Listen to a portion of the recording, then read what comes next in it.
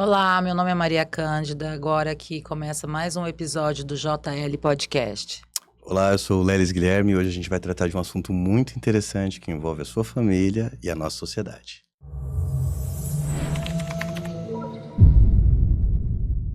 Hoje a gente vai falar de um assunto necessário, importante, né?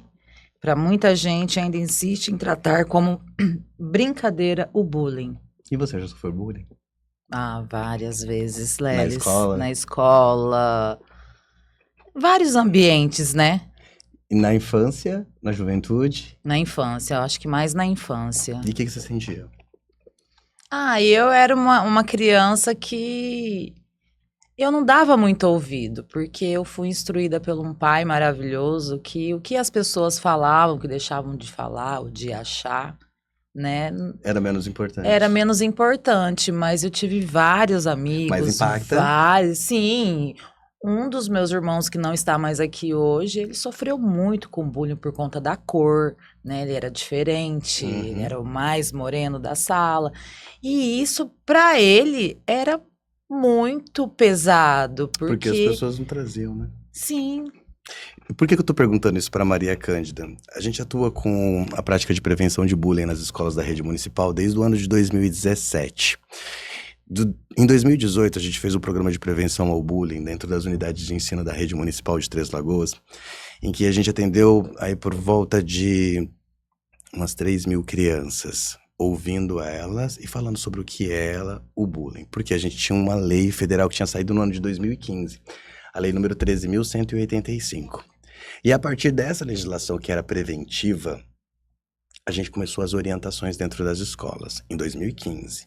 Em 2024 surgiu uma outra legislação. E essa legislação, ela não trata mais da prevenção apenas. Ela trata também da criminalização do bullying, do cyberbullying. que é muito importante. Que é muito importante porque foi como você mesmo disse, no momento de infância, no momento em que a gente precisava ser acolhido, em que muitas vezes a gente poderia estar vendo coisas ou situações de violência dentro de casa, Sim. e a gente precisava desse espaço na escola, a gente recebia bullying. E a gente ainda não tinha cyberbullying, porque na época as redes sociais não eram tão movidas assim. Mas do bullying a gente conhece bem, vários apelidos, ou por causa da nossa estrutura de corpo, ou por causa da do nossa cabelo, da da cor de cor. pele, da textura, Sim. ou porque o seu pai ia te levar de carro, ou de carroça, ou de bicicleta, ou porque sua mãe tinha uma roupa de uma religião, a mãe do outro tinha uma roupa de outra, ou porque a mãe tinha um cabelo grande, ou porque o pai... Enfim, é por causa da diferença.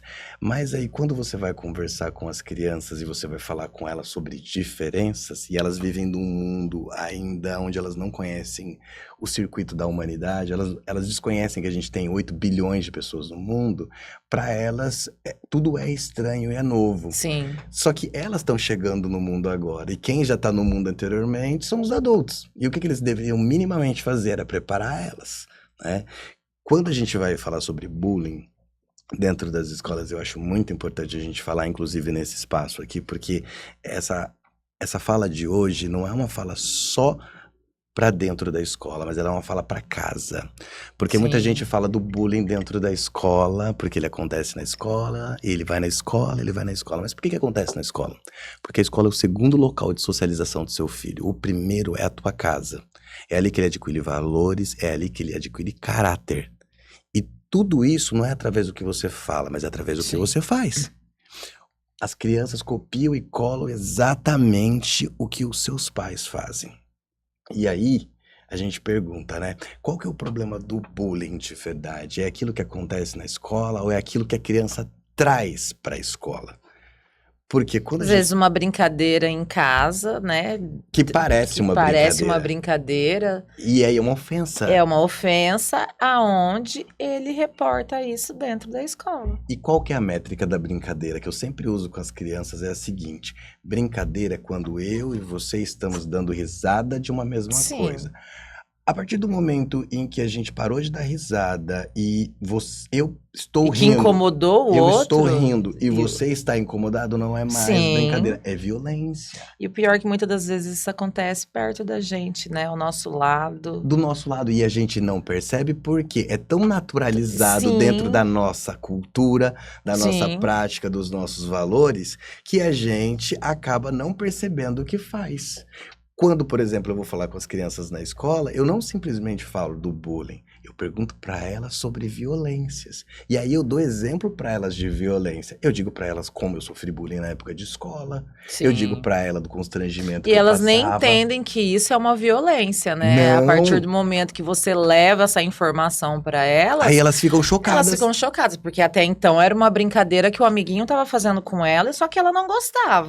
Que alguém Ou que fazia ele em não casa. gosta. Isso, exatamente. E aí, como parecia uma brincadeira, e para ela ninguém tinha falado nada, tudo continuou muito normal. Mas quando você vai para a escola e fala para ela que isso não é uma brincadeira, Sim. e ela entende, as crianças começam a levantar a mão. Professor, olha isso, olha, e essa prática, e essa que eu recebi. Aí, Maria Cândida, o negócio fica pior. Porque para além daquilo que a gente ouve que acontece na escola, a gente ouve as crianças falando o que acontece dentro de casa. Então eu ouço relatos de criança falando como o pai bate na mãe, de como o pai já esfaqueou a mãe, de como o pai tacou água quente ou leite quente na mãe, de como o pai tortura as outras crianças, ou de que o pai faz coisa errada, e você vai perguntar, que coisa errada é essa que seu pai faz? Ah, ele vendia umas drogas, a polícia foi lá em casa, e aí a gente viu isso, e aí o teu filho vê você fazendo isso tudo dentro de casa e leva isso para dentro da escola. Porque a criança ela é sincera, ela não mente, ela não omite. Quando você vai conversando com ela e vai desmistificando, vai entendendo que o problema das coisas que ela faz aqui É reflexo de dentro é da reflexo casa. de lá, é reflexo de lá. Sim. O conceito primeiro do bullying, o primeiro que foi colocado, foi lá em 1973, por um psicólogo norueguês chamado Dan Ullin. E lá na Noruega ele fez um estudo dentro das escolas para entender o que Sim. era essa violência sistemática contra crianças que existia lá. Em 73, mas só em 2015 a gente teve a primeira lei federal aqui para fazer o combate e prevenção no Brasil. Só que você acredita que aqui dentro do estado do Mato Grosso do Sul, um deputado chamado Picarelli, em 2010, ele lançou a primeira lei que antes da federal veio, que é estadual, Sim. tratando da prevenção ao bullying. Porque havia esse diálogo entre esse deputado e entre a classe da educação. E viu que havia necessidade De fazer esse diálogo, de fazer esse promover. diálogo. E aí ele trouxe isso para dentro do estado, né? Mas assim, outros estados também trouxeram e tudo mais, mas a normativa mesmo ficou mais engendrada quando ela veio a nível federal, pela lei federal de 2015. Aí ela falava sobre o quê? Sobre prevenção. E aí eu chego na escola às vezes, a criança fala assim, ai tio, como é que é? O menino me bateu, o menino me empurrou, o menino não sei o quê. E aí eu digo para eles que bullying é assim, bullying é um comportamento primeiramente negativo que causa danos e sofrimento, segundo Dan Ullin. E ele tem que ser repetitivo. Ou seja, todo dia a pessoa vai lá e faz aquilo pra te irritar. Todo dia ela faz aquilo pra te ver chorando. Todo dia ela faz aquilo pra te ver mal. Ele é repetitivo, ele não acontece uma vez. Ah, aconteceu uma vez. Várias vezes. Aconteceu uma vez, então isso é violência. Né? Mas quando ele acontece várias vezes consecutivamente, aí sim a gente precisa tratar isso como bullying. E a gente precisa pensar. Tem 3 pessoas diferentes dentro do cenário do bullying, Maria Cândida, e a gente precisa pensar nelas com muito cuidado, porque às vezes as pessoas agem com preconceito. A vítima, o agressor e o espectador. Em geral, quando a gente chega na escola, as pessoas tratam o agressor como a pessoa mais demoníaca da face da terra, como a criança endemoniada, como a que ninguém cuida, a que ninguém quer, a que dá trabalho, a que bate em todo mundo, a que briga, mas ninguém foi perguntar por que essa criança tá fazendo isso. Ninguém foi perguntar se ela ficou a madrugada inteira acompanhando a mãe dela acordada porque o pai chegou alcoolizado, drogado. É e isso ele que eu tava ia te batendo nela. perguntar. Aí, quando tem esses casos dentro da escola, o agressor, o que provocou, tem um estudo feito pela escola que vai ali tentar entender por que que aquela criança está agindo daquela forma, se aquela criança está passando alguma violência dentro de casa ou presenciando alguma violência para ela estar tendo esse tipo de comportamento. Porque o comportamento dessa criança que ela está tendo, algo Tá errado? tá errado. Sim. Algo tá acontecendo ali que ela tá expressando em agressividade, em ataques.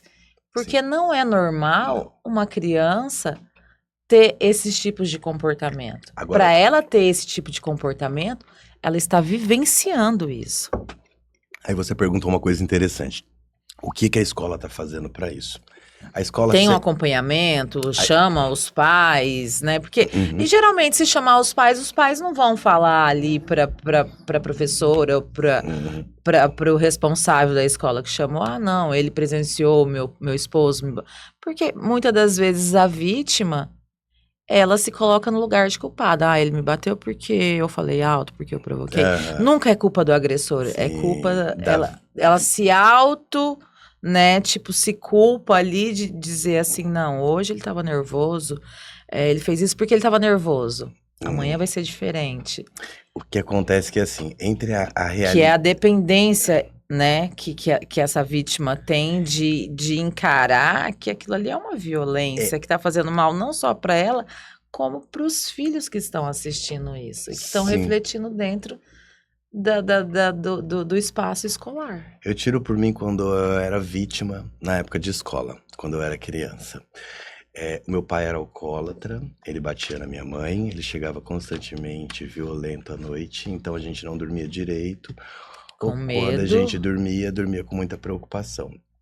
Na terceira série, eu reprovei. E ninguém sabia por quê. Ninguém. Ah, é porque ele teve menor competência, isso e aquilo, e todo mundo me zoando, mas o que? Foi o período mais difícil da minha vida, porque além dessa violência que eu via todos os dias dentro de casa, eu também tinha a violência na escola, que eu recebia através do bullying, entende? Então, assim, eu não era acolhido nem em casa e nem E na nem na escola. escola. Mas o problema nunca foi minha mãe, muito pelo contrário. Minha mãe é uma santa maravilhosa que sempre foi a ponderadora de tudo. Mas a situação de violência que eu vivenciava e via me prejudicava no sentido formativo. Quando eu chegava na escola, que eu buscava esse acolhimento e eu tinha mais violência, eu não conseguia compreender isso. Eu não tive um palestrante, eu não tive uma pessoa que me explicasse o que era bullying, um cyberbullying, até porque na época Ou que não te existia chamou, isso. perguntou o que estava ocorrendo, por Ex- que que você estava daquela forma, se estava precisando de existiam alguma ajuda. Existiam alguns professores e alguns coordenadores que eram mais sensíveis. Eles não sabiam denominar, eles não sabiam nomear esse tipo de situação, esse tipo de E violência. Não- você chegou já em algum momento de se abrir com algum professor ali que você tinha mais afinidade, de falar o que você estava passando, o que você vivenciava, ver o seu pai fazendo isso com a tua mãe? Então, eu nunca tive essa Ou você, abertura. aquilo ali te travava, te deixava de uma forma que você não queria falar no assunto, nem tocar? Então, enquanto criança, eu não conseguia compreender isso para fazer esse diálogo dentro da escola. Por quê? Porque como eu vinha com essa série de perturbações e conflitos dentro da minha cabeça, quando eu chegava na escola, eu não pensava naquele mundo da família, do que acontecia lá, porque eu queria negar aquele espaço e aquele momento. Que Então, tipo, aquilo ali não aquilo aconteceu, não, se não... me perguntassem, sim, eu falava, mas a vida na escola era uma outra vida. Então eu não conseguia entender que o que acontecia na minha casa me prejudicava na escola. Eu achava Sim. que uma coisa era uma coisa, outra coisa era outra coisa. Então eu vivi as duas coisas ao mesmo tempo sem conseguir entender que uma prejudicava a outra, e foi o que aconteceu. Por isso que eu reprovei no terceiro ano do ensino fundamental, né? Necessariamente por quê? Por causa dessa situação de muita violência. Inclusive, eu lembro que na época tinha uma coordenadora chamada Rosemir, uma mulher muito empática, uma mulher maravilhosa, né? Que foi na minha casa, conversou com a minha mãe, entendeu a situação de violência que acontecia ali, mas ela não podia fazer nada, porque a gente tá falando de uma década de 90, aonde briga de marido e mulher não Ninguém se mete a mete a colher, colher. aonde uma sociedade era machista, o homem tava certo, ninguém fazia um boletim de ocorrência, as crianças tinham que correr na rua do pai bêbado alcoolizado, tentando bater na mãe, ou com uma faca, ou com um pedaço de pau, algo do tipo. É exatamente a partir da vivência que eu trato hoje com as crianças em relação às violências. Porque eu falo com crianças que vivenciam violência, tanto recebendo elas, ou como assistindo elas, ou como exercendo elas, porque eu também fiz parte do ciclo da violência na minha Sim. infância. E ela foi parte disso. Só que eu nunca tive um instrumento científico, pedagógico, metodológico, e até porque eu também não teria competência para isso na minha aquela faixa de idade para compreender. Hoje eu tenho. Entende? Então eu me uso desses instrumentos hoje, dessas leituras que eu tenho para compreender o meu complexo de vida lá na minha infância, associar isso com as realidades que existem nos dias de hoje e com a legislação e com todos os estudos que a gente tem em relação a isso. Então compreender que essa criança, ela não consegue discernir sobre essa violência e apenas quando você apresenta para ele e fala que, ó, isso é assédio, é diferente. Por exemplo, esses dias para trás eu fui numa escola, né, em que tinha uma criança do G6, uma menininha, ela chegou com o pirulitinho na mão, tinha um outro menininho do G6, aí a tia falou, o que aconteceu? Tio, te totear minha calça. Que? Te totear minha calça. A menininha do G6 Vocês, qual falando, é a idade? G6 por volta de 4, 5 anos? 5, 6 5, anos. 6 anos. Entende? Só que aí, o que acontece? Essa menina, eu fiquei triste e feliz. Triste porque eu vi a situação, porque E feliz porque ela soube comunicar. porque ela soube comunicar, porque na nossa infância a gente não tinha essa Não informação. comunicava. A gente foi assediado, a gente foi abusado, a gente passou por diversas situações de constrangimento sexual que os nossos pais nunca perceberam porque era tudo muito natural. Sim. Bota a mão no joelho, dá uma agachadinha, vai mexendo gostoso, balançando a bundinha. Era concurso de escola. A música do El Chan era concurso de escola, concurso de dança. Professores colocavam, pega um funk hoje em dia, coloca dentro de uma escola e fala que vai ter um concurso lá pra ver o que essas pessoas fazem. O certo, o correto, não vai ter. Não pode, Não né? pode, não. Que a maioria, se dialoga. lá atrás já eram esses tipos de músicas que... E olha que adulto que essa sociedade alimentou. Porque aquelas crianças de lá hoje são adultos. Sim. Ah, mas por que os tipos musicais hoje em dia são esses? Mas peraí, de que sociedade você tá falando aqui? Mas aí, se você for colocar as músicas de antigamente também, tinha cunho sexual. Então, e é uma coisa que vem de geração pra geração. E eu não tô reclamando do bota a mão no joelho ou do funk. Eu tô falando que uma vem cadeada da Sim. outra. É cultural. Comportamento é cultural, Sim. hábito é cultural, palavras são de cunho cultural. Você pode ter o hábito de chamar a pessoa de mano, de amigo, ou pelo nome, porque é cultural, Ou faz parte do seu ambiente. apelido. Ou apelido, porque é coisa do seu ambiente, é cultural.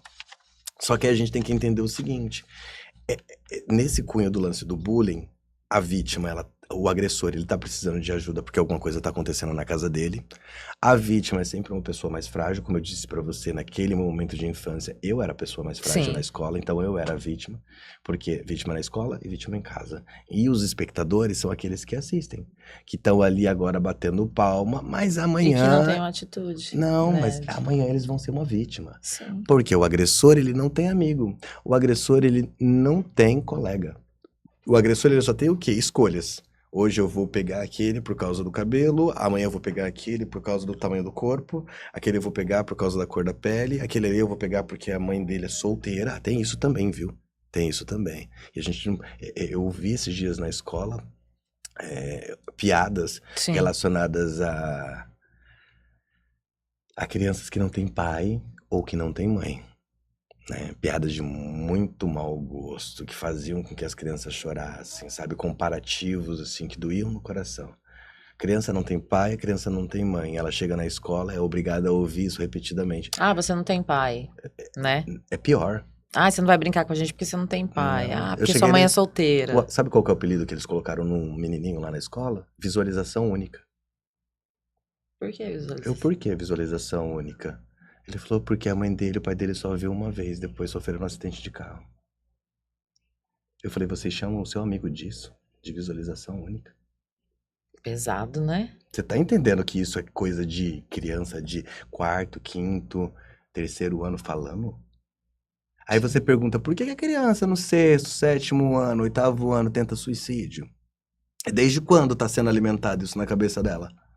Entende?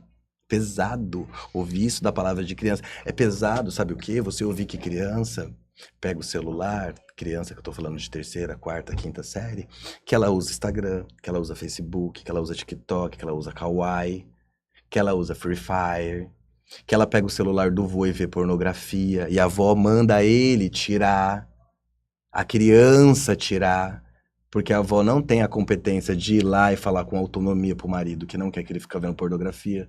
Mas a Meu criança de 9 anos vai lá e pega o celular do vô e vê pornografia. Ou a criança, quando a gente vai falar sobre bullying sexual, sabe o que é bullying sexual? É quando tem alguma criança passando na rua, você enquanto criança na escola e tudo mais, a menina passa e você faz aquilo que antigamente o povo chamava de cantada e que hoje é assédio sexual, também é bullying sexual. E quando eu falo para as crianças, vocês já viram algum adulto fazendo isso? A maioria levanta a mão. Que já. Sabe por quê? Porque elas veem o pai, o Sim. tio, E ou a mãe passando na rua são e sendo comportamentos que eles cantada. acham normais. Normais. E aí eles vão replicando, reproduzindo, replicando, reproduzindo. Outras meninas, esses dias minha mãe tava passando na rua, aconteceu isso. Esses dias minha prima, esses dias não sei o quê, sabe? Sim. Comportamentos que as pessoas acreditam que são esses adultos lá da nossa época, que foram crianças e que foram alimentados com essas práticas, que hoje não Vem são nem um pouco convenientes. repetindo Vem- o que os pais, o que os tios faziam. E pra Isso. eles é normal. É normal. Aí tem aquele lance do seguinte, mas eu chego em casa, eu falo com ele, eu ensino. Você ensina como? Como? Gritando? No grito? Na Porque- base da ameaça? Se você não fizer, você vai apanhar. Aí, Se você não fizer, eu vou esfregar a tua cara. Quantas vezes? Vou esfregar a tua cara no caderno? esfregar sua cara no chão, vou fazer você passar vergonha, vou te trazer de surra de lá da escola até aqui em casa, vou te bater. Aí eu pergunto pra você o seguinte, seu filho estuda numa escola, ele aprende português, matemática, geografia, história. Em um ano de aula com o professor, quantas surras o professor precisa dar nele pra ensinar? Nenhuma, né? Nenhuma. E por que você precisa ou acha que bater ensina? Não ensina, porque o respeito você constrói a partir da No relação diálogo. do diálogo.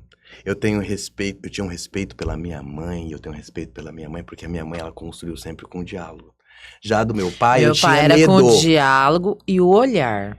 E Ele não precisava falar nada. Só Só a olhar. forma que ele olhasse já era o e a suficiente testa dele franzisse, você já sabia o que ele estava dizendo. na hora. Que o seu comportamento não estava legal e que na hora que a visita fosse embora, a gente ia Ia conversar. Então, pra mim e pros meus irmãos, a gente sabia o que meu pai estava falando No da olhar. forma que ele olhava. A minha mãe já não, a minha mãe já era na base do grito. Só que ninguém obedecia. Sim, né? Meu pai se impunha o respeito só no olhar. Só, né? E hoje, se você não vê um pai olhando pro filho, o filho quer. Se Não. olhar, mas por que que você tá olhando com essa cara? Por que que você tá fazendo cara feia? Exato. Né? Hoje em dia, é que, na verdade, os pais de hoje são os filhos de ontem, Sim. né? E esses filhos de ontem, muitas vezes, na sua formação, tiveram alguns desvios de conduta ou desvios de caráter, que eles são sucintamente perceptíveis quando, por exemplo, você tá passando na rua e um homem assovia pra você. Como se você fosse um cachorro, ou como se você Mas fosse um porque ele, objeto. a gente também não pode, né? Porque ele cresceu Dentro dessa cultura. dentro dessa cultura. Então, Exato. pra ele, na cabeça dele, isso é correto. É correto. E é por isso que a gente vive numa sociedade onde aprender é uma necessidade Sim. diária. Sim. E se a gente não aprende que os hábitos mudam e os costumes mudam, a gente acaba se tornando pessoas que cometem delitos, que cometem Exatamente. crimes. Porque assoviar para uma mulher no meio da rua hoje é assédio sexual. Entende? Xingar o seu amiguinho, ou mentir, ou inventar coisas com ele, é difamação, é calúnia. Da cadeia para o Sim. adulto. Lá no bullying, na legislação que fala sobre bullying, sobre o que é esse bullying moral, isso daí te dá uma pena, te dá uma conduta. Você sabia que hoje em dia quem faz bullying, saber bullying tem pena? Tem. Porque antes era só a prevenção. Vamos lá na escola falar com os menininhos, vamos lá falar com a professora, vamos falar com isso. Hoje eu não tô indo pra escola para falar com os alunos só. Hoje eu falo com os alunos, depois eu falo com os pais e informo para eles quais são as leis, as multas e quais são as penas que eles podem As ter. penalidades. Claro, porque é o seguinte, Maria Cândida, eu tenho meu filho, você tem sua filha, os dois convivem na mesma escola. O meu filho faz bullying com a tua filha. Você vai lá na delegacia, faz um boletim de ocorrência. O juiz chama todo mundo. Ah, tá acontecendo isso, você fala. Minha filha tá sofrendo crise de ansiedade, tá sofrendo isso, tá sofrendo aquilo, não quer ir pra escola, não sei o que, o juiz determina. A partir de hoje, eu vou ter que pagar o psicólogo dela. Sim. A partir de hoje, eu tenho que pagar a psiquiatra dela. E não é barato. Se ela tiver medicação, o juiz determina que eu tenho que pagar. Ah, eu não consigo porque você não tem condições de levar a sua filha. Ah, aí você fala lá no juiz. Ah, eu não tenho condições de levar minha filha na psicóloga todo dia, porque eu trabalho, porque eu isso. Ah, eu não tenho essa despesa, não sei o quê. Sem problemas. Ele paga o Uber também, a ida e a volta. Entendeu? Então, aquilo que você achava que era uma brincadeira, que ia ficar na escola, que ia É virar algo drama, é sério algo que pode sério. levar. Algo muito pior pra você. E o cyberbullying, pra pior, ele pode causar ainda pena de prisão pro pai de 2 a 4 anos. Quer uma notícia melhor? Ai, Lelis, bullying dentro da escola fica sempre naquele livro de ata preto, aí passa o ano, o povo esquece. Sempre acontecia isso, não é? Sim. Vai mudar. Sabe por quê? Aqui na Rede Municipal de Educação, a gente entrou num programa chamado Escola que Protege. E esse programa Escola que Protege do governo federal, que trabalha sobre a questão das violências, ele criou uma alternativa pra gente de fluxo. E eles querem saber o que tem e o que não tem. Hoje, daqui a alguns dias, algumas semanas, a gente vai ter um link, a gente vai ter um QR Code, e nesse link, esse QR Code vai estar disponível para mãe, pai, para professor, para aluno, para todo mundo na Para escola, poder fazer para as fazer denúncias denúncias. de bullying. Isso vai Olha chegar que maravilha. na Secretaria de Educação. A Secretaria vai enviar para a unidade de ensino responsável, em comum acordo, para o órgão de segurança pública competente. Para o órgão de segurança da criança competente. Conselho Tutelar, Defesa da Criança e do Adolescente, Promotoria da Infância. Porque se bullying é crime, Sim. eu sou educador, eu não sou juiz, eu não sou advogado, eu não sou criminalista. Quem vai resolver isso é a justiça. Na escola, eu faço educação. Na escola, a gente fornece educação. Crime, quem vai resolver é a É delegacia. os órgãos competentes. Exato, como estupro. Estupro de vulnerável, a criança, se a gente encontrar alguma criança que foi estuprada lá no ente da família, ela chega chorando de manhã na escola, o que a gente vai fazer? A gente vai acionar a polícia, a gente sempre acionou. Conselho tutelar. Conselho tutelar, todos os órgãos a gente aciona. A mesma coisa vai acontecer agora com o bullying. Entendeu? Não vai ser mais uma coisinha que vai ficar presa dentro da escola, no livrinho preto, onde ninguém precisa saber. Isso é bom para os pais ficarem bem cientes que, para além de um canal de denúncia, em que você vai ter oportunidade de falar sobre o que aconteceu com o teu filho ou uma outra criança, é para também prevenir o que acontece dentro da sua casa, dentro do seu lar. Porque o bullying, como eu já disse, é uma coisa que é feita dentro da escola, porque Sim. é o ambiente social da criança. Lelis, deixa eu te perguntar, como que é feito esse trabalho dentro das escolas, do bullying? Como que é? Vocês geram palestra dentro, traz essas crianças para conversar, para explicar como que é feito? Me explica um pouquinho como que o município faz esse trabalho dentro das escolas? Ó, dentro das escolas a gente faz da seguinte maneira. Existe o nosso currículo e as orientações curriculares. Para além dos componentes, dos conteúdos que a gente tinha na época de escola, Sim. de história, português, matemática e geografia, a gente tem outras competências, como habilidades que precisam ser desenvolvidas no âmbito socioemocional. Isso está dentro do currículo, está dentro das orientações curriculares da nossa rede de ensino, Sim. que inclusive vem junto com o diálogo da Base Nacional Comum Curricular. Então eu, por exemplo, que me formei lá em 2009, eu não tenho que saber só sobre a minha competência da área de história nos dias de hoje. Eu preciso entender sobre habilidades socioemocionais. Sim. Eu preciso ler, eu preciso me informar, porque a educação, ela caminha num processo de desenvolvimento.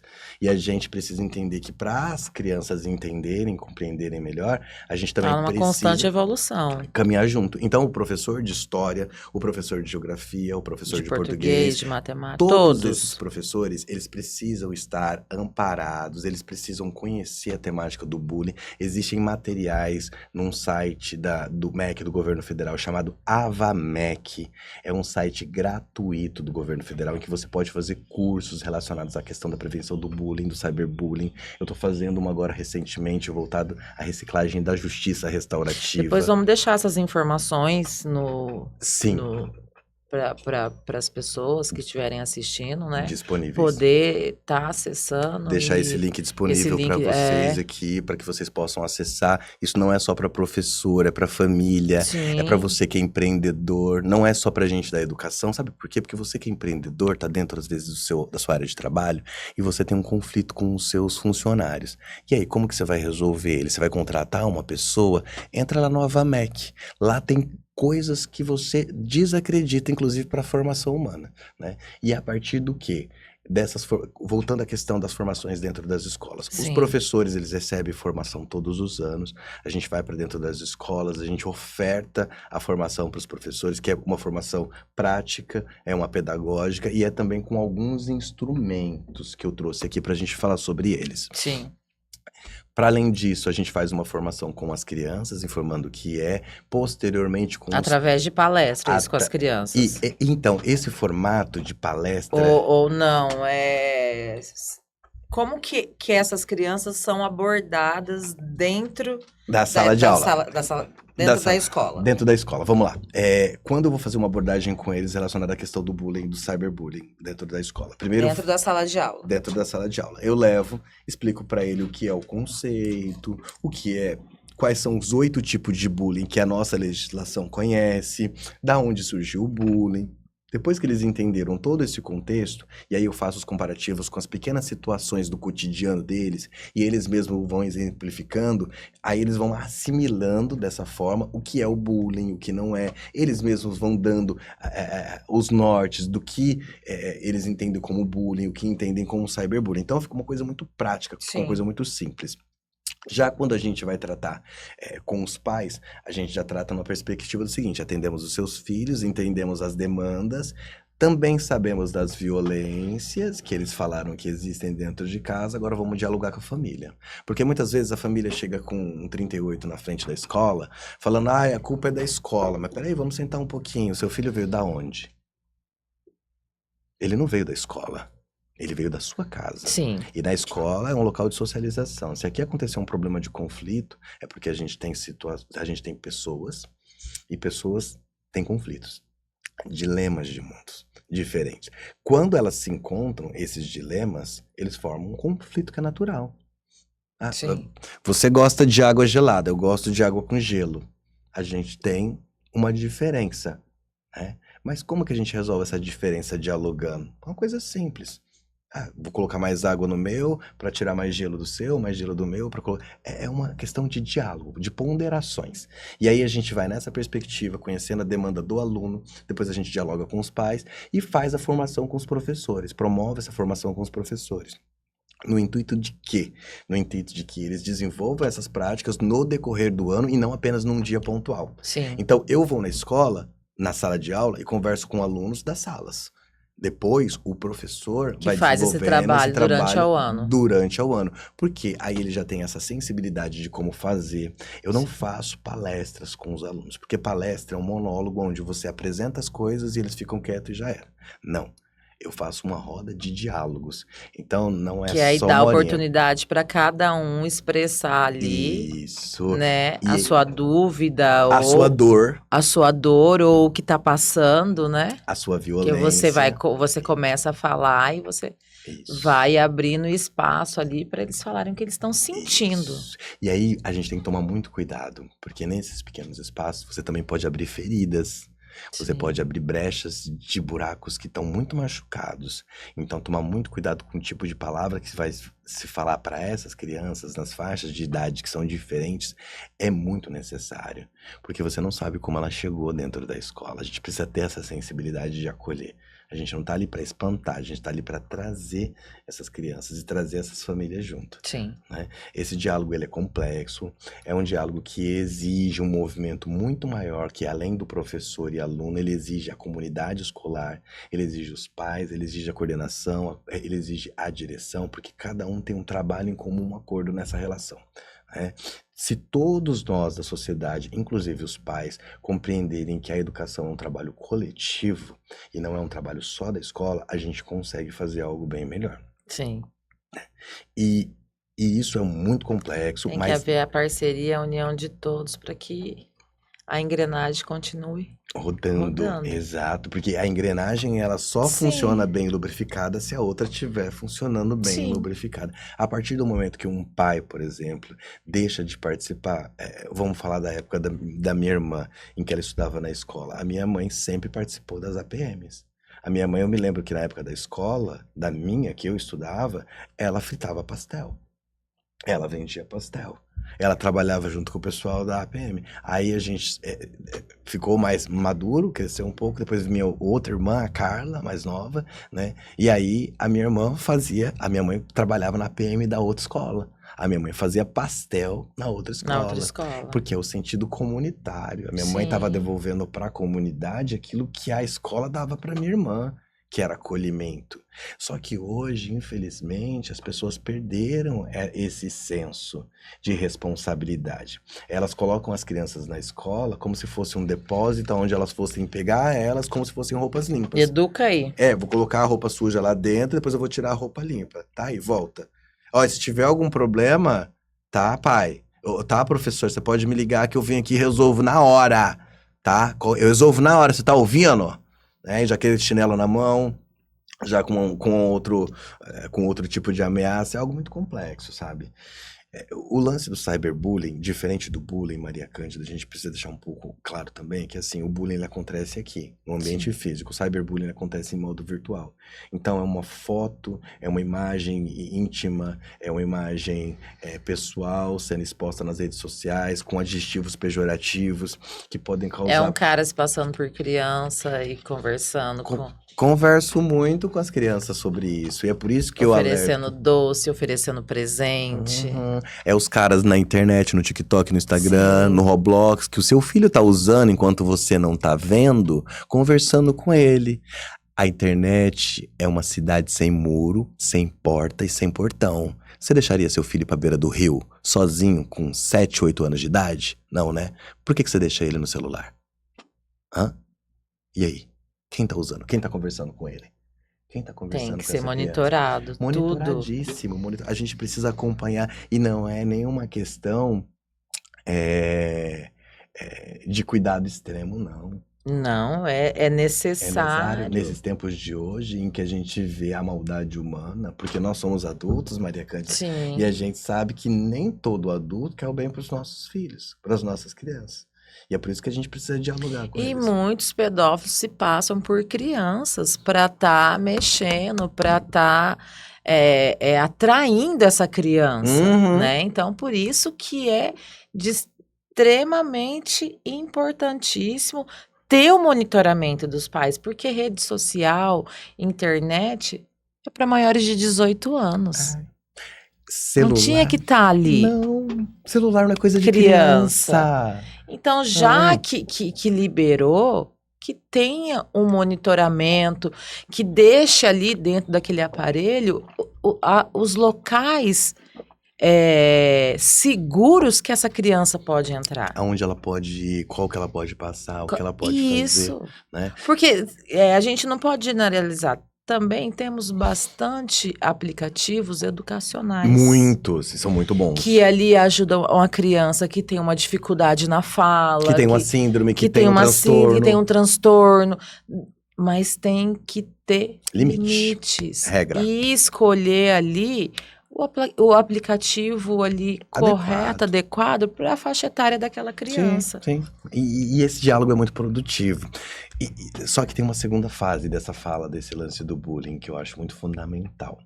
E às vezes as pessoas, elas não reconsideram. A gente vem de uma sociedade violenta. Sim, A gente vive numa sociedade violenta. A gente vive numa sociedade onde a justiça pede pena, castigo e humilhação para quem cometeu um crime. Isso é um fato. Se você roubou, se você não sei o quê, você tem que estar preso, você tem que estar na cadeia, você tem que ser exposto. As pessoas têm que ver você passando pela dor que você fez o outro passar. Esse é o senso de justiça que a gente tem na nossa sociedade. Só que esse senso de justiça que a gente tem na nossa sociedade não reconstitui valores, por exemplo, de uma pessoa que cometeu um delito. Não reconstitui ou não trazem novamente para a sociedade uma pessoa que por algum momento cometeu um crime. Porque Não existe ressocialização. você não ressocializa uma pessoa punindo ela com ódio e rancor. A justiça deveria ser uma linha tênue de respeito e de entendimento entre as partes. Cometeu o delito, você vai estar ali. Eu penso assim, não sei se estou errada, mas você vai ter que trabalhar, você vai ter que produzir, Uhum. não chegar lá e jogar dentro de uma gaiola. Porque aí o cara é fácil, ele vai chegar ali, ele vai comer pelo governo, ele vai fazer as coisas. Não, eu não vou pra lá não, porque eu vou ter que trabalhar. Uhum. Eu vou ter que escolher ali um curso profissionalizante pra me fazer, pra na hora que eu sair dali, você dá tipo assim, O norte. um norte, uma outra visão pra aquela pessoa que cometeu, você vai pagar, você tem que pagar. Você me deu um exemplo agora, Só tácito. que tinha que ter obrigações, não o cara chegar ali e ficar deitado o dia inteiro. Você vai chegar aqui, você vai ter que limpar onde você tá, você vai ter que limpar o estabelecimento, você vai ter que produzir ou plantar alguma coisa, você vai ter que estudar e você vai ter que ter um curso para finalizar. Eu acho que todo esse sistema tinha que ter os S's ali dentro. Curso profissionalizante. Uhum. Não tem essa, não vou fazer. Vai fazer sim. Você não Sim, tem escolha. necessário. Você tá aqui. Você me deu um exemplo agora que eu lembrei de uma situação. Em 2017, comecei a trabalhar com um amigo meu, que trabalho com ele até os dias de hoje, e ele me falou sobre um constrangimento que ele tinha. Falou, Lelis, meu primeiro ano de casamento, fui lá, comprei minha casa, mobiliei tudo bonitinho, eu e minha esposa saímos e tal. Voltamos pra casa, o cara tinha levado tudo, tinha roubado tudo. Nossa, eu fiquei indignado, a justiça do Brasil não funciona. Eu falei, por que não funciona? Porque ele levou tudo das minhas coisas. A polícia prendeu ele ficou 6 meses preso. E aí, o Os que que benefícios, as aconteceu? brechas da lei. Aí o que aconteceu? Ele ficou 6 meses preso. E depois desses 6 meses, eu não consegui recuperar minhas coisas. Eu tive um prejuízo de uns 15, 20 mil reais. E às vezes tinha coisas que ele tava pagando ali Aí eu parcelado. falei assim, mas ele foi preso, não foi? Ele foi. Nossa, quando ele foi preso, eu fiquei muito feliz. Que olha, ele vai pagar o castigo dele, não sei o quê. Ele ficou 6 meses preso, foi. E depois que ele saiu, você tinha todos os móveis na sua casa? Ele falou, não. E os 6 meses que ele ficou lá, pagou os seus Isso ele móveis? me falou em 2017. Em 2019, eu fiz um curso lá no TJ, no Tribunal de Justiça de Mato Grosso do Sul, sobre justiça restaurativa. Eu nunca tinha ouvido falar disso na minha vida. Só que eu não simplesmente fiz, eu vivenciei a justiça restaurativa. Foi uma semana aprendendo técnicas de como mediar conflitos e de como compreender conflitos. Depois que eu voltei de lá, e esse mesmo amigo, ele veio me voltar a contar essa história de novo de 2017, eu peguei e disse pra ele assim, e se fosse diferente a justiça? E se a justiça tivesse colocado você e o ladrão frente a frente, e você e ele tivesse negociado, e nessa negociação ele trabalhasse durante 1, 2 anos para quitar tudo que você perdeu, e depois que ele quitasse, ele estaria ok, mas ele não precisaria nem estar preso. Por esse furto, Você ia ele dar, pagaria livre impor a responsabilidade para ele do ato que ele cometeu. em trabalho e devolver isso para E você. será que ele ia querer cometer de novo, sabendo que ele trabalhou aquele um ano inteiro para pagar Ou algo, muito mais, ou né? muito mais para pagar? Porque aí ele viu quanto valia Eu 20 mil reais. acredito que a reincidência seria menor. Você tá entendendo? Aí eu fui entender como o mecanismo da justiça também funcionava na minha cabeça, porque em 2017, quando ele me falou, eu fiquei um pouco inconformado, mas eu não tinha uma resposta para dar para Sim. ele, porque eu não tinha mecanismos, eu não tinha instrumento, eu não tinha leitura, eu não tinha vivenciado. Em 2019, quando eu conheci a justiça restaurativa, eu vim com essa sugestão para ele e ele disse: Lelis, isso seria muito interessante, mas não funciona no nosso Brasil. Eu falei: sim, não funciona, mas e se fosse dessa forma? Eu acho que seria melhor resolvido. Sabe por quê? Porque a justiça de hoje, a punitiva, quando eu e você temos um problema, a gente coloca um advogado aqui e outro advogado aqui. Eu e você nem conversamos. Sim. A gente perde toda a relação. Os advogados vão resolver as coisas no juridiquês. das formas deles, com o Da juiz lei. e tudo mais. A gente fica atrás. Depois de resolvido, o juiz dá a sentença, o advogado, cada um recebe sua parte, você vai para a tua, eu vou para a minha. A gente não se fala, a gente não se conversa, a gente não se resolveu humanamente. Você vai carregar um resquício contra mim, eu vou carregar um resquício contra você, ou Sim, por perda no processo, ou por ganho no processo. A gente nunca vai resolver esse conflito porque ele não foi resolvido por nós, ele foi mediado por duas outras pessoas que estão dentro de um sistema punitivo que não sim, colocaram nós para nos restaurarmos, para que a gente dialogasse e pudéssemos viver melhor a nossa vida. A justiça restaurativa, ela pensa nessa perspectiva, Maria Cândida. E é por isso que eu acredito que se a gente lida com questões relacionadas a conflitos, a bullying, cyberbullying dentro da escola, tentando restituir os laços, tentando restituir as relações das pessoas, a gente trabalha muito melhor do que dando uma advertência, uma suspensão de não sei quantos dias, uma punição, uma humilhação, um grito na frente de outros estudantes ou um chamamento na frente de outros pais, o que não vai acalentar e não vai mudar mudar em em nada. nada. Pelo contrário, vai Vai trazer piorar. mais resquício em relação aos indivíduos para com a instituição de Sim, ensino ou a instituição de trabalho. Quando a gente, mas a gente não consegue fazer isso sem a gente viver. É sim. muito complicado. E quando eu vivenciei esse lance da perspectiva da formação da justiça restaurativa, eu precisei ver a perspectiva da justiça de um outro olhar. E aí veio esse livro Veio. desse homem aqui pra mim, ó. Chama Mostra ali pra câmera, para nossos esse livrinho aqui, ó, internautas verem. chamando Trocando as Lentes, Hauser. Esse cara é maravilhoso. Eu literalmente retirei as lentes que eu tinha de uma perspectiva de justiça punitiva que eu tenho, porque fui criado nessa sociedade, Sim, para travestir uma outra lente, que é essa lente de olhar de justiça restaurativa, em que a gente pode resolver os conflitos não colocando as pessoas para se confrontarem, mas para entenderem que existe uma perspectiva de diálogos entre ela. Diferente da justiça punitiva, a restaurativa ela trabalha na perspectiva do diálogo e da reconstituição desses vínculos. Então ela não quer saber quem errou, sim. ela não quer saber quem fez, ela quer saber quem foi ferido, o que as As pessoas que pessoas. estão envolvidas necessitam para reconstituir as suas necessidades. Por exemplo, se você foi roubada e uma outra pessoa roubou, o que vocês vão precisar ter de necessidades supridas, um em relação ao outro. Aí o outro fala assim: ah, mas quem roubou não tem que ter necessidade. Ele tem uma necessidade, a gente tem que entender qual é Sim. essa necessidade. Ele roubou por quê? Por fome? Ele roubou por uma Por necessidade de dependência? dependência ou de vaidade, de ostentação, entende? Então, reeducar esse ser humano para trazer ele para a sociedade é compreender quem ele é. Só que as pessoas elas não têm tempo de fazer isso nos dias de hoje. Elas preferem punir, né? Elas preferem apontar o dedo, Julgar? elas preferem julgar, e isso não leva ninguém a nada. Isso não traz ninguém a nada. Para além desse livro aqui, do Trocando as Lentes, existem outras bibliografias muito interessantes aqui. Essa, por exemplo, do Processos Circulares, da Kay Pranis.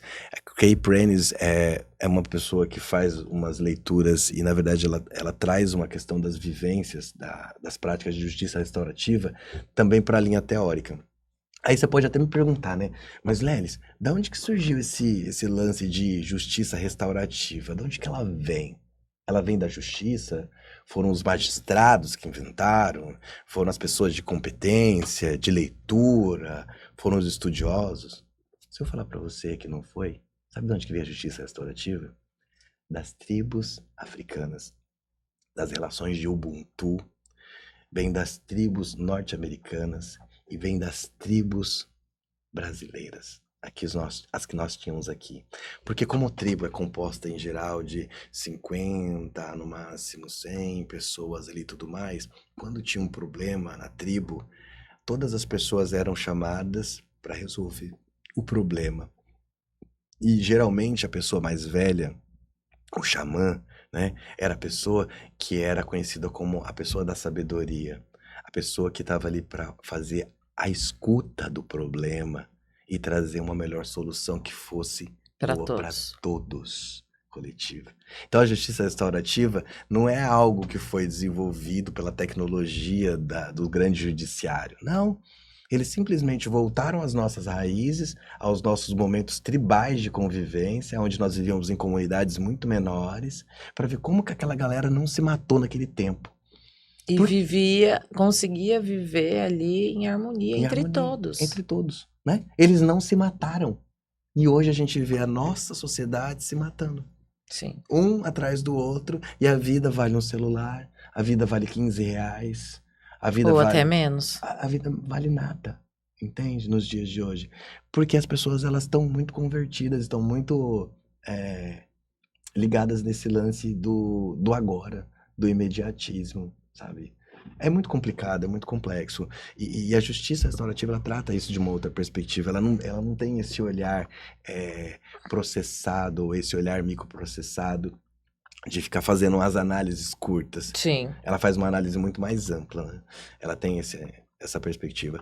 Tem um outro livro também que eu quero mostrar aqui pra você, esse, do John Paul. Vamos deixar esse daqui que você já Vamos. mostrou pra se confundir. Aqui, ó.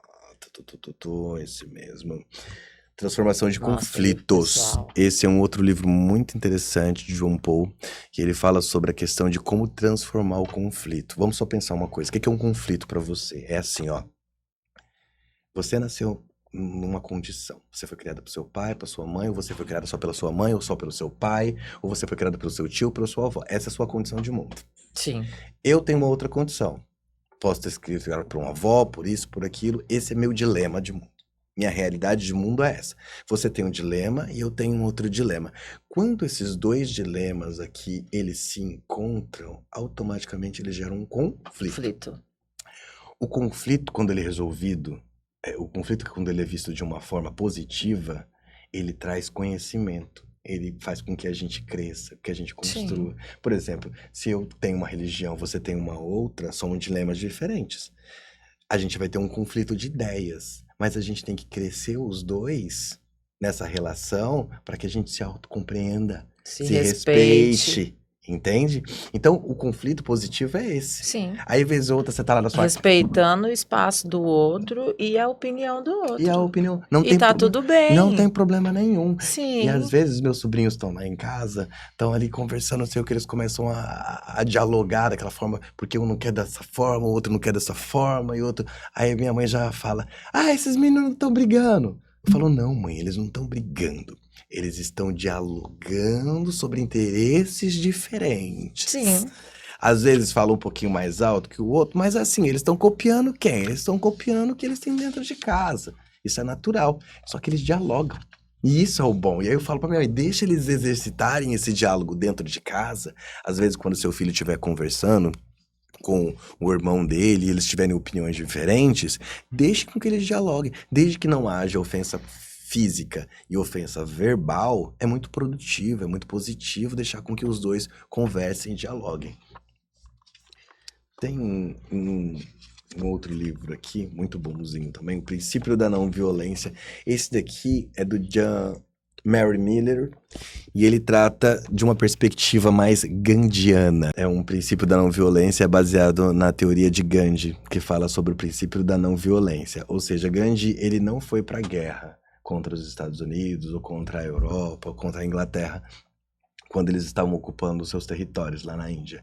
Ele usou o princípio do quê? Do silêncio, do quieto, né? Do ficar em posição de meditação, como todos os outros, para quê? Para combater a violência. Então, enquanto os ingleses chegavam com armas, com não sei o que, eles paravam todos ali, naquela posição de meditação, não promoviam violência nenhuma, só a partir do diálogo, né? E esse livro, ele traz essa perspectiva pra gente, de fazer uma leitura mais filosófica de como a gente dialoga com relação àquilo que nos ataca de vez em quando, aquilo que nos violenta, porque nós somos reativos. Às vezes uma pessoa te fala uma palavra que te dói, e você olha pra ela, encontra alguma coisa que você acha que dói e responde no mesmo nível. E aí vem aquela outra Pra ferir. agressão, aí vem pra ferir, aí vem o outro, aí vem uma agressão. Chega uma hora que as palavras terminam, que aí você precisa de um outro nível de violência, que é a física. Entende? Então você vai subindo essa escala de violência de uma certa forma que chega uma hora que você não controla. Então, violência com violência, eu acredito que não seja algo positivo, não seja algo que realmente vai fazer a gente crescer. Não. Esses materiais aqui, esses livros que eu tô trazendo para vocês, não é só livro para professor, não, viu? É livro para pai, é livro para família, é livro para vivência, é livro para o ser humano. Porque viver a justiça restaurativa não é uma metodologia de ensino, é uma metodologia de vida. E para você viver ela, você precisa se comprometer com a prática e o exercício Diário. diário de ouvir as pessoas, Sim. de se abrir para as pessoas, para o mundo e de estar aberto ao diálogo. Aí a gente tem que se perguntar, todo mundo tá aberto para fazer esse tipo de diálogo? Tá todo mundo com um sorriso e com um braço aberto para promover esse tipo de diálogo com relação à nossa justiça, à nossa forma de viver o mundo? É nisso que a gente precisa transformar as nossas escolas. Eu sei que os professores, eles têm conteúdos, eles têm componentes, eles têm burocracia, eles têm muita coisa para fazer.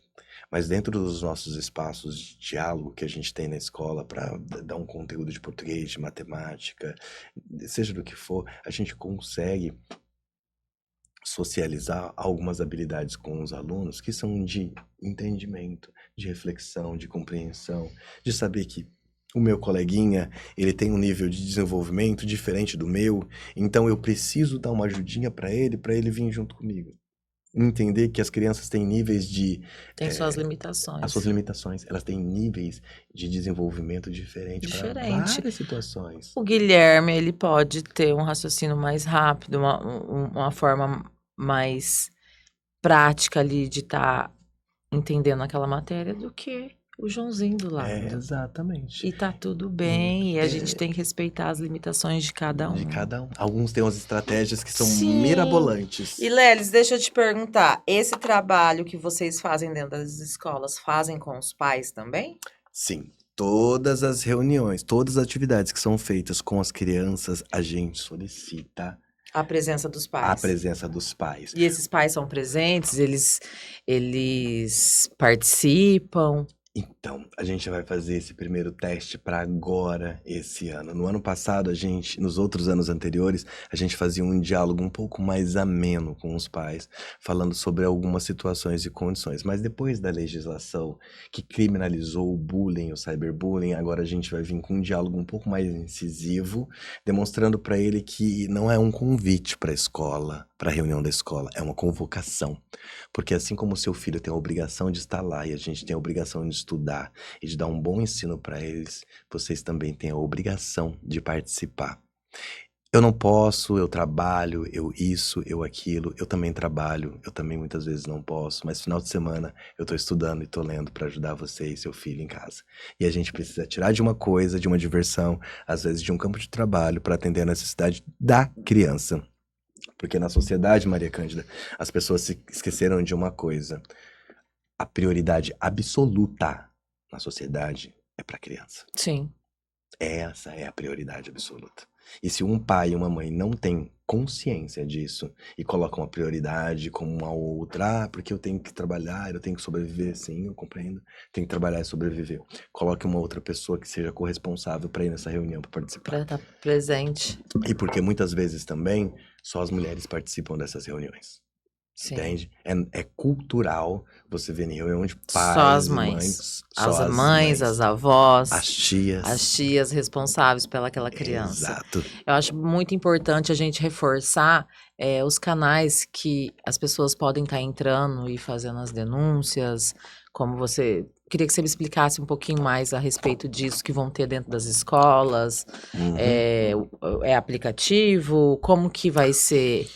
Vai funcionar da seguinte maneira, Maria Cândida, é assim, a partir das próximas semanas, a partir desse protocolo que foi desenvolvido junto à Secretaria Municipal de Educação, vai existir um link, um QR Code que vai ficar disponível nas escolas, na entrada, na sala dos professores, no grupo dos pais, para toda a comunidade e sociedade, para que eles possam fazer denúncias em relação a práticas de bullying e cyberbullying contra seus filhos, estudantes, crianças da rede municipal de educação. Essa é uma política da rede Municipal, municipal de sim. educação. E eu espero que as outras Que as redes estaduais também também, tragam, né? e as privadas também tragam essa perspectiva, porque é um protocolo muito importante para proteger os filhos de vocês dentro das Sim. escolas, né? E que a gente possa promover um diálogo muito mais interativo sobre isso, porque, como eu mesmo disse, as fichas de ocorrência de bullying, cyberbullying, elas morrem naqueles livros de capa preta todo ano nas escolas, e o aluno que fez ano passado, esse ano já começa com outro, e com outro, e com outro, aí tem que esperar várias advertências. Não, hoje é uma só. Bullying é crime, cyberbullying é crime, tem que ser notificado na escola e na delegacia. Conselho tutelar. A gente tem que colocar rodinha no pé para todo mundo trabalhar da mesma forma, porque a escola não é segurança pública e a segurança pública precisa conhecer o problema que acontece na escola, mas que é oriundo de outros espaços. Muito importante esse. Muito Nós importante. estamos abordando esse assunto aqui hoje, né? E que a gente continue trazendo muitos assuntos relevantes como esse, importantes para a gente estar informando para nossa sociedade. E conversar com a E galera. conversar. E podíamos também abrir espaço para que, se alguma criança ou algum adolescente que passou por um bullying, por alguma forma e quiser entrar em contato conosco, quiser participar aqui do podcast JL comigo e com o Lelis, será um prazer recebê-los vocês aqui para a gente estar passando cada vez mais para o pessoal o que não podemos fazer, como não fazer, o que dói no outro, né? Porque a pessoa que passou por essa experiência, ela tem, como que eu vou dizer? Ela sentiu na pele o que ocorreu e ela pode mostrar aqui para nós e para todos que nos assistem, sensibilizar para que isso não ocorra, para que isso venha diminuir, né? Porque tem pessoas que conseguem lidar com isso, tem outras que já mexem com o emocional, onde você vê, mas cometeu suicídio. Cometeu suicídio por quê? Por quem? Quem Por tava lá? quem? Quem estava lá? Quem desencadeou? Pra quem que ela pediu ajuda? Né? Então, é muito importante a gente se colocar no lugar do outro. Sim. Ter empatia, ter Tem esse senso de empatia, empatia. dói, Dói. né? Fere, Sim. machuca e muitas das vezes ficam cicatrizes pro resto da vida. Exato. E ficam, essas cicatrizes ficam. Por isso que eu tô falando com você agora nesse momento. Eu, para compreender as cicatrizes que estavam na minha infância, precisei entrar dentro de um processo de educação onde hoje eu lido com essas violências, eu preciso ler sobre elas para compreender o que aconteceu comigo. Sim. E ajudar quem tá aqui. Eu não posso resolver os meus problemas do passado, mas eu posso ajudar quem tá aqui no presente. E quem tá aqui no presente são as crianças. Só que o problema da escola nunca é a criança. Você pode chegar numa escola e falar assim, a criança tá isso, a criança tá aqui, É o reflexo que ela tá tendo. Ou dentro da casa dela, ou em algum lugar, na rua. É porque na escola ela tem a liberdade de se expressar, ela tem a liberdade de fazer o que muitas vezes ela não tá conseguindo fazer dentro dessa casa. Entendeu? Então, isso é maravilhoso. Quando a criança vai para dentro da escola e ela pode falar e ela pode expressar muito bem. Só que quando ela se expressa de uma forma violenta, aí a gente já tem um sinal de alerta e um start. Porque o problema não é. Tá acontecendo alguma coisa. O problema não é a criança. O problema é de onde ela vem. É o que ela está vendo. É o que ela está recebendo. É o que ela está recebendo. Todos os dias. O que ela está vivenciando. E aí o que acontece? Vem aquele alarme pra gente. Entende? E muitas das vezes essa agressividade para ela é normal, porque ela tá crescendo com isso dentro de casa. Uai, eu não falei pra você que na hora que eu fui mostrar o lance do tipo de bullying, falei sobre o bullying sexual, né? Que é a pessoa passar na rua e o outro assoviar, né? Uma criança olhou pra mim e falou, meu pai faz isso todo dia que passa uma mulher lá na frente de casa. Falei, seu pai faz? Aí você vai lá pra escola pra ensinar a criança pra não fazer bullying sexual, ela fala que o pai dela faz. Né? A mesma criança foi a que falou pra mim, o meu avô tem um monte de foto de mulher pelada no celular. E a minha avó manda apagar. Né? Olha o tipo de acesso que seu filho tem, que essas crianças têm do celular. Entende? E aí depois o problema é a escola? É a gente que tem que resolver esse tipo de problema? que ele traz de dentro de casa? Só a gente? Quero agradecer a sua presença, Lelis, com mais um assunto muito importante. Semana que vem nós temos outro episódio, trazer mais um tema aí para a gente estar abordando. E quero agradecer também a todos que nos assistiram, a todos que estão consumindo o nosso podcast. Sim. E deixo você para as considerações finais. Bom, eu quero agradecer primeiramente ao Grupo Difusora, quero agradecer a estar aqui nesse momento hoje, muito obrigado. Quero agradecer a vocês que estão assistindo esse podcast e quero chamar vocês, pais, mães, vocês que são responsáveis para esse alerta final, tá? Bullying, cyberbullying são crimes e vocês vão ser penalizados por isso através de multa ou através de pena de prisão. Então, tomem cuidado para aquilo que seus filhos fazem dentro de casa. E não adianta chegar em casa e falar, a partir de hoje, se você fizer isso na escola, você vai apanhar. Porque toda a surra que você dá no seu filho em casa, ele reflete na escola em outro coleguinha. E você não ensina a partir de violência, você ensina através do diálogo. Respeito a gente constitui através do diálogo e não do medo. Medo, seu filho tem. Você vira as costas, ele faz. É só medo. Mas respeito é algo que a gente constrói durante a vida. E fiquem atentos para isso, para que a gente possa construir mais níveis de respeito e mais nichos de respeito em relação às nossas crianças. Obrigado.